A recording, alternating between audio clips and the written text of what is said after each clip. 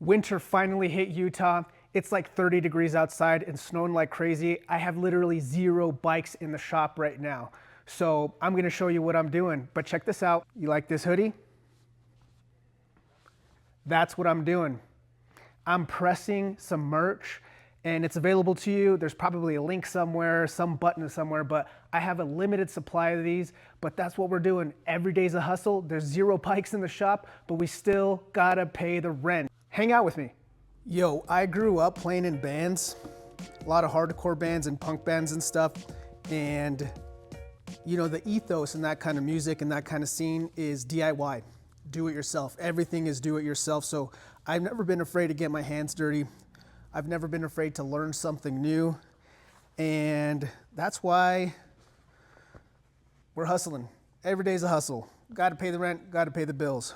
So I'm pressing some merch. I'm probably gonna get a little bit of hate for this, but the days of silk screening are gone. It's really easy to make your own merch now. You just gotta have some basic stuff. But what I do is I get the prints printed by a place that prints DTF, so direct to transfer, and then I bought a heat press.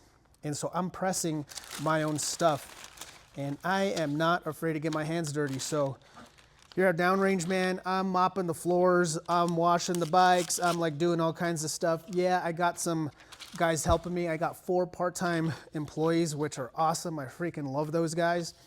But you know, there's no bike work right now, so I can't bring them in because I have no work for them. And even for myself, like, you know, the bike work really slowed down because it's snowing outside, and this really hit a reset for the spring season. And you know, if you're watching and you're from Utah, you know that this winter has been freaking weird. There has been very little snow, and it seems like it's here now. So I hope that's not a super hard reset, because I'm ready to get on a bike, man. But you know, there's no bikes right now. So we're gonna do what we can to, I should say, I'm gonna do what I can to keep this thing alive here. So I'm using a heat press. This one's pretty cool. It has like an automated lifter. So I'm gonna show you. So I'm putting on the letters for the hoods right now. So I am being very careful to make sure that I'm doing the correct side, because once this thing is on, there's no going back.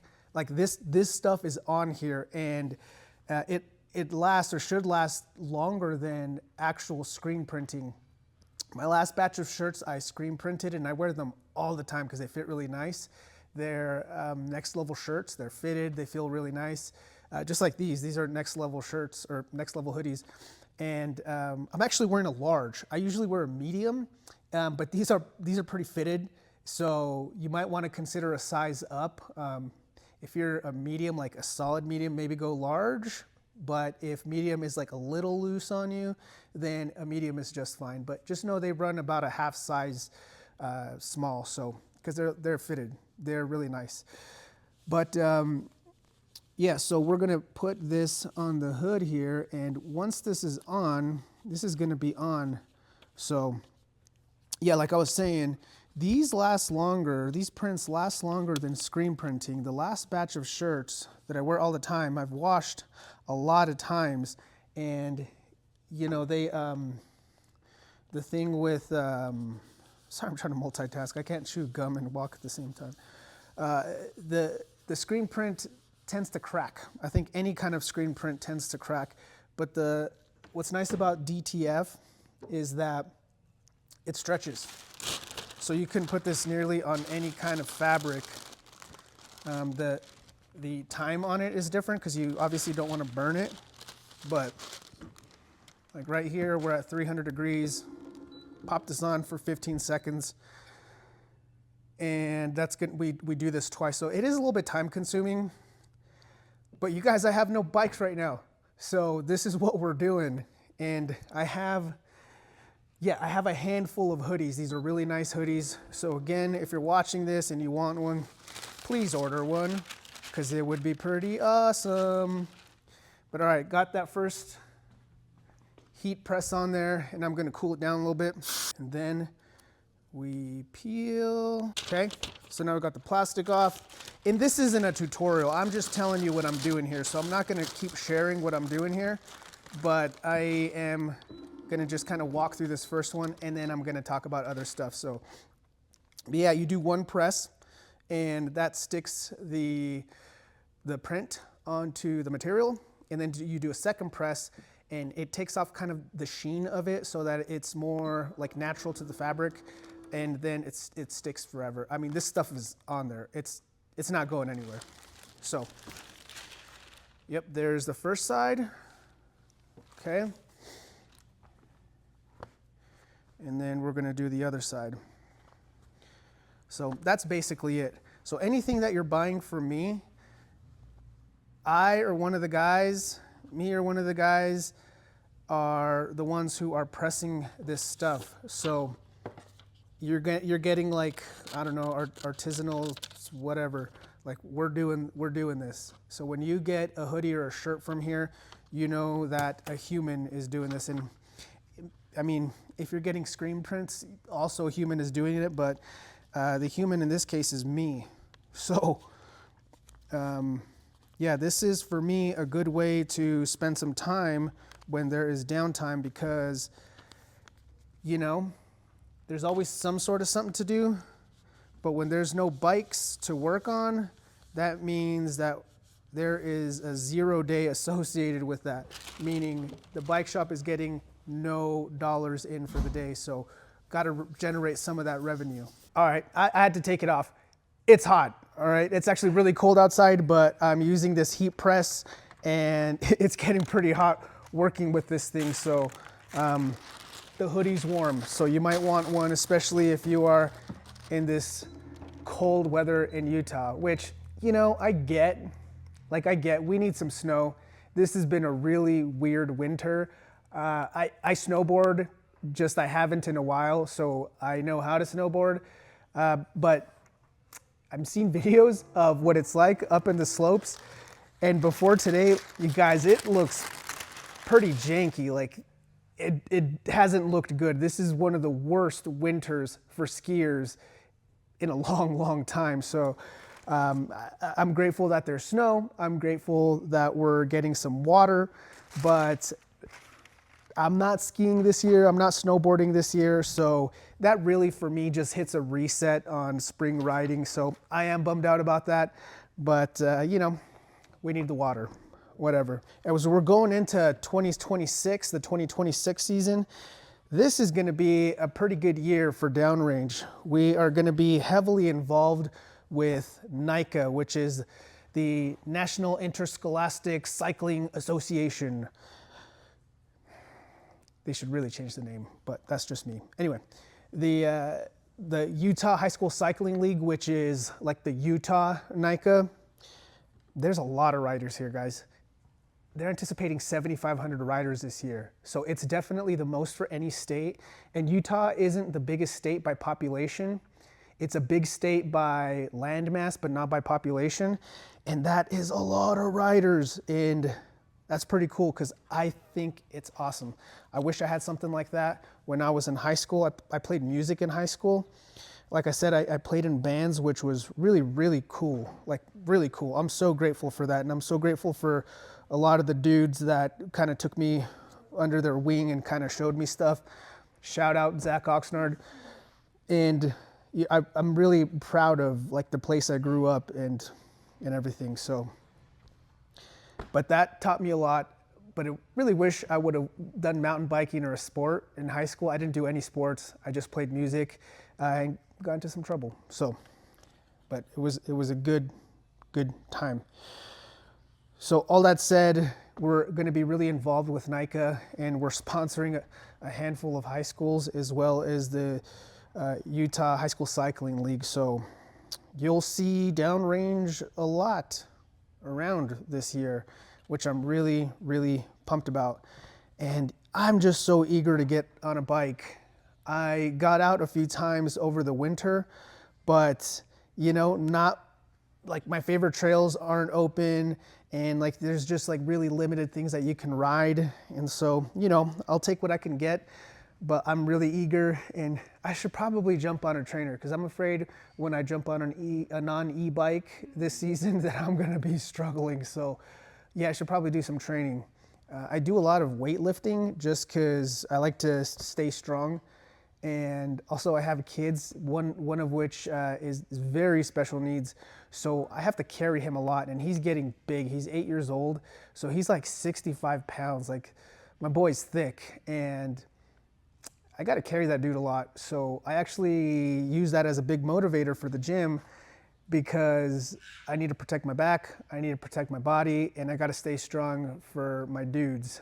So I got twins that are 8 and a 12-year-old daughter. So, but my dudes, I got to stay strong for, as well as my daughter. But like, my boys need like physical help. So that's why I go to the gym, but I need to do some cycling.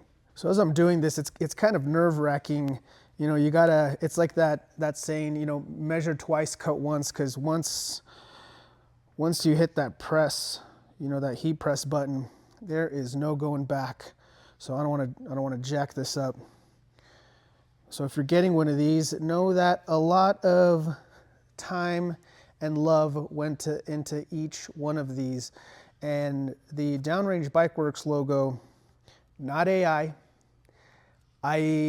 You probably won't see any AI in any of my videos or any of my stuff.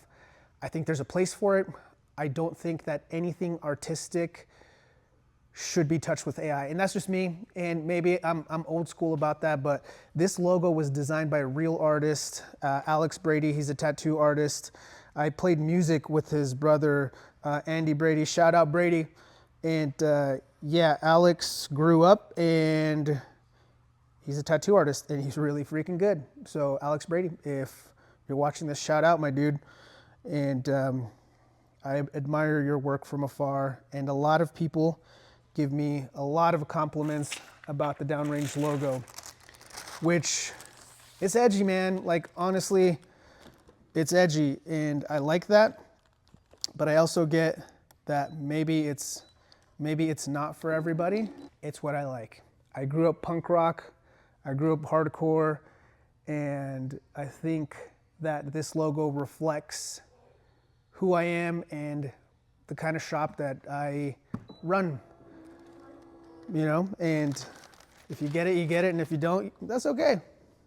That's okay. We can still be friends. But I like edgy stuff. I like cool art. I like bikes. And you know what? I like people too. And I think that's kind of, you know, I say that kind of funny because I think bike shops, particularly bike mechanics, have been known to not be people. And that sucks because as a bike mechanic and as a business owner, shop owner, bike shop owner, you gotta love people. Like, if you don't like talking with people, that's rough, man, because this is very much a customer service based type of work. And, you know, the days of like bike shop snobbery, that's not how you're gonna survive, especially this year. So, you know, if your bike shop is very customer service oriented and they're really cool with you, like, that's cool, man. Like, that's freaking cool. And that's what I'm trying to do here, is like be like a real people person. Because one, I do really love people. I do really love bikes. And those two things meshing together, like, no day in the shop feels like work. Even when I'm tired, even when I'm sweating, even when I run into some sort of compatibility issue with a bike or something, like, I'm living the dream, man, you know? So running this bike shop has been a dream, and I think, honestly, I think it's a dream for a lot of people, especially if you work in an office. Like, I don't ever want to work in an office again, and if this doesn't work out and I'm working in an office and my boss is seeing this, like, sorry, man, I'm probably there for a paycheck. But here, I'm here for a passion, and I'm here for people. And I love that. Actually, one of my clients who is super duper sweet, she's been bringing me home made sourdough bread, like these beautiful loaves of bread. Like they are a work of art. I'll try to find a clip and put it in here, but just a straight up work of art and so delicious. So that's the kind of stuff I love, you know? Ain't nobody bringing me bread, working under halogen lights in an office. And it's not so much the bread. I mean, it is because it's so good, but it's like this person, this really nice lady, spent time and her skill and knowledge to make me bread. Like, that's freaking sweet, man. Like, that's sweet. And so that keeps me motivated, and it keeps me loving what I do and loving the people that I do work for. And if you've watched all the way to here, like, a sincere thank you, because one thing that I don't really do in my videos, and it's kind of like social media 101, is I don't sensationalize the titles, my thumbnails. Like, I don't make these sensational titles that are gonna grab your attention and are clickbaity. That's just not really what I wanna do. And if you watch like how-to social media videos, like how to blow up your channel, all this stuff, it's like you gotta sensationalize, you gotta make the thumbnail like extreme, and you know, say things that are gonna grab people's attention, even if it's in a negative way. And that's not really what I'm into. So yeah, that's probably why I haven't gotten that many followers. So again, if you're watching this, like, thank you, because I'm not gonna clickbait you. And I just love what I do, and I'm super fortunate. So buy a hoodie.